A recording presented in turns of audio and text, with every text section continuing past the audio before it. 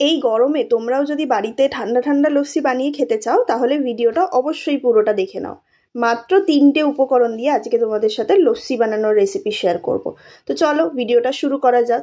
তো একটা বড় মিক্সার গ্রাইন্ডার নিয়ে নিয়েছি, আর আমি এখানে রেড কাউয়ের যে টক দই হয় সেটা ব্যবহার করেছি। তোমাদের কাছে যেই দই থাকবে তোমরা সেটাই ব্যবহার করতে পারো। আর এই গরমে মোটামুটি আমাদের সবার বাড়িতেই দই অ্যাভেলেবেল থাকে, তো তোমরা চটজলদি এইটা বানিয়েও নিতে পারবে। এখানে আমি গোটা একটা প্যাকেট দই আর হাফ প্যাকেট দই ব্যবহার করেছি।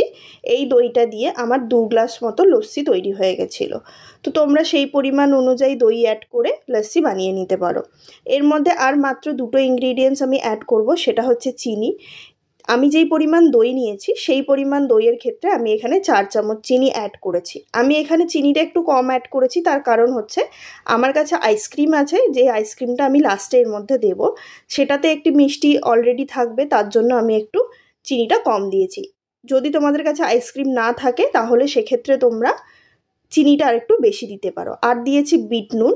তোমাদের কাছে বিট নুন না থাকলে নর্মাল নুনটাও দিতে পারো, বাট বিট নুনটা দিলে একটু স্বাদটা ভালো হয়। আর দইটা যেহেতু আমার নর্মাল টেম্পারেচারে ছিল, তাই এটাকে ঠান্ডা করার জন্য অনেকগুলো দিয়ে দিয়েছি আইস কিউব। তোমাদের যদি দই ফ্রিজের মধ্যেই থাকে তাহলে তোমরা যদি বেশি ঠান্ডা না চাও তাহলে আইস কিউবটা অ্যাভয়েড করতে পারো। এরপরে সবগুলোকে একসাথে ভালো করে ব্লেন্ড করে নিতে হবে। দেখো আমার কিন্তু লস্যি অলরেডি রেডি হয়ে গেছে। তোমরা চাইলে এটাকে এভাবেই খেতে পারো, হালকা একটু চাট মশলা দিতে পারো, তাতে টেস্টটা একটু চেঞ্জ হবে।